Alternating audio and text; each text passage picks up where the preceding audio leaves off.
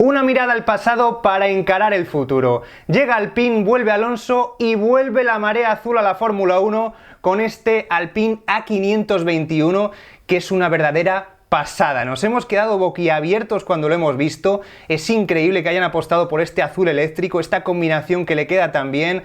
Azul, un poquito de negro, ¿vale? Que no está mal. No nos gusta que lo pinten entero de negro, pero un poquito sí.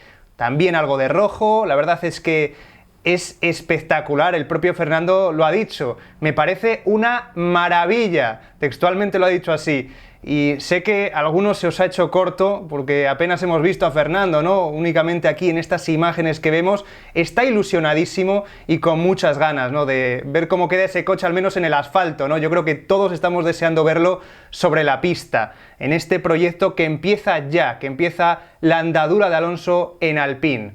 Bueno, pues yo creo que es un poco la sensación que nos deja, ¿no? La sensación de ganas, de expectación, de que queremos que llegue ya la temporada viendo este Alpine, viendo estos colores que destacan tanto, esta decoración tan espectacular. Pero tenemos que hablar del coche, de si será rápido, y aquí hay bastantes cosas que comentar. No me voy a extender mucho porque además quiero ir al grano, porque yo creo que donde está la gracia de todo esto, donde está lo importante, lo sustancial de este año, es en los motores, algo que se está comentando muy poquito. Pero claro, te dicen Renault va a mejorar 20 caballos, va a extraer un poco más de la parte térmica. ¿Y qué hacen el resto? Pues Ferrari, por urgencia, porque eran el peor motorista de la parrilla, consigue sacar 40 caballos más, con lo cual van a tener un motor que, ojito al motor de Ferrari, va a mejorar bastante. Y en el caso de Honda, pues se va de la Fórmula 1, así que tiene que dejarles un motor competitivo a Red Bull durante algunos cuantos años, porque al irse ya es lo último ya que vas a hacer en la Fórmula 1, ¿no?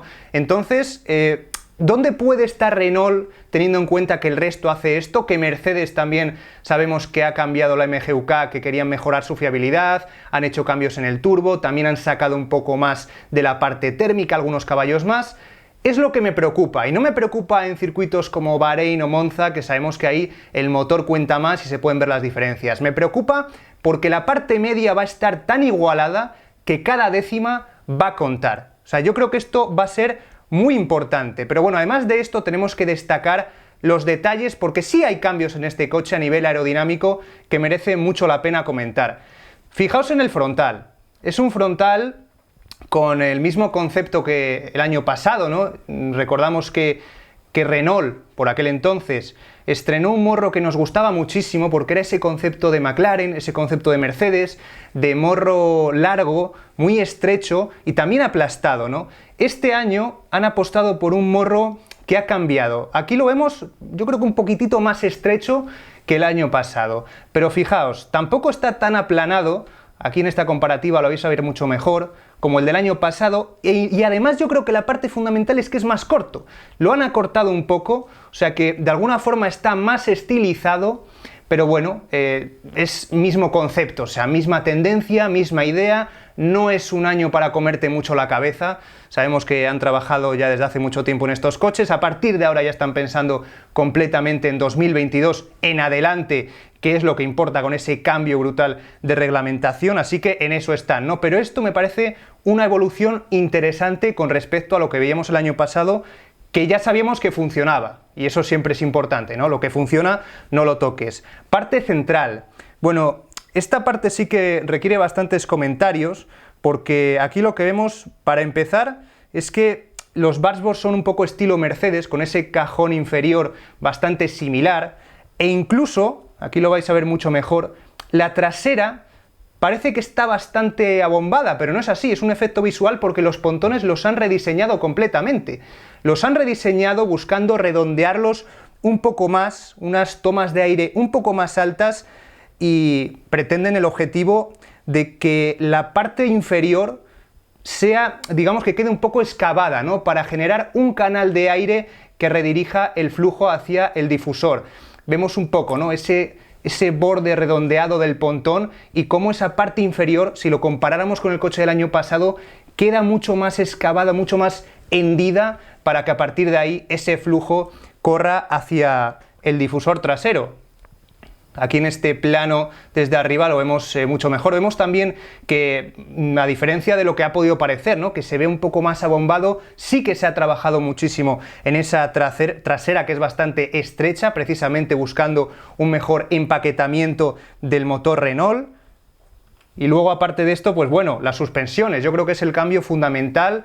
Unas suspensiones más estilo Mercedes, más estilo Red Bull, unas suspensiones traseras más cortas, más retraídas, apoyadas directamente sobre el subchasis de la caja de cambios, intentando precisamente ganar más eficiencia aerodinámica a este respecto que el coche del año pasado, que ya había sido un acierto, pero yo creo que esta idea les puede permitir en el futuro ir mejor. O sea, es un coche que realmente lo que les permite es ganar respecto al año pasado sin comerse mucho la cabeza, haciendo pequeños cambios que son los que hay que hacer, pero de alguna forma también apostándolo todo para 2022, porque es que no lo olvidemos, todo esto que estamos viendo, este monoplaza, que a simple vista a mí me sigue pareciendo espectacular, al final pues es algo que no va a tener mucho recorrido, no se va a trabajar mucho más en él, lo que importa es 2022, y ya desde el primer día, incluso desde cuando estaba Cyril Abiteboul ya lo dijo, Fernando nos ha pedido que nos volquemos en 2022 y que en este coche que estamos viendo ahora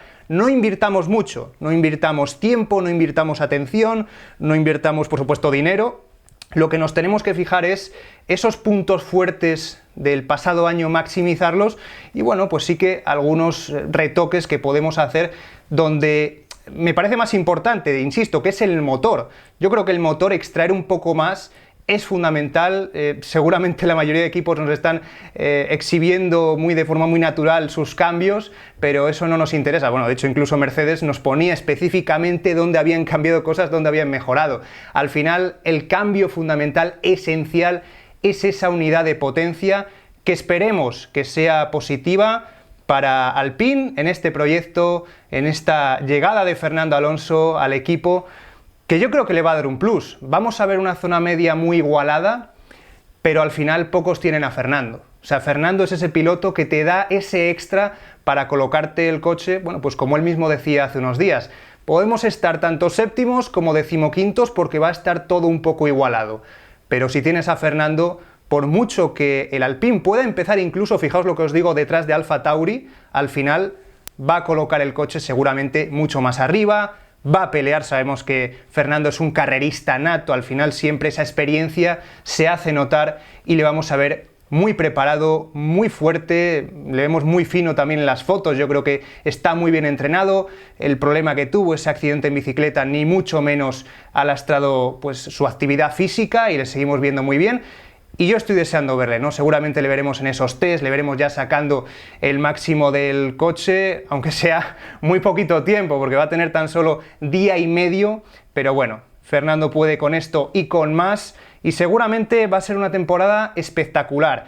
Este es un vídeo más de esta serie que habíamos empezado hablando de Alpine, de las posibilidades de Fernando, y por eso os invito que veáis el vídeo que habíamos hecho al principio, antes de ver el coche, simplemente hablando un poco de lo que se estaba comentando de las posibilidades de Fernando Alonso en este 2021, que bueno, que promete ser una pasada. La verdad es que hay mucha competencia, está claro que Alpine es un proyecto que no es nuevo, porque simplemente hay un cambio de nombre, vale, la fachada es Alpine, pero lo que vemos detrás también es la misma gente, ¿no? Gente que al final pues sabe mucho de Fórmula 1, ha estado involucrada en muchos proyectos, muchos de ellos ya formaban parte de Renault, otros no, como es el caso de Davide Brivio. También podéis ver ese vídeo en nuestro canal, que hemos hablado un poco de los jefes de Alonso, ¿no? De esas caras, algunas nuevas, otras no de este proyecto, pero al final todos deben remar en la misma dirección, porque Alpine es un objetivo común, es la intención de darle a Renault un nuevo nombre, un nuevo lavado de cara, para que Fernando, con un piloto que conocen perfectamente, que debutó en la Fórmula 1 hace precisamente 20 años, pueda devolverles a conseguir mejores resultados. Ya están haciendo podios, pero ¿por qué no pensar en victorias? Es cierto, va a ser complicado, sobre todo este año, pero quién sabe, ¿no? Carreras difíciles, carreras complicadas, que se pueden complicar en un momento dado. Sabes que tienes un piloto como Fernando Alonso que puede sacar el máximo, que va a seguir dando lo mejor de sí mismo, que la cabeza sí va a estar en 2022, que es lo que importa, pero que en 2021 puede haber sorpresas.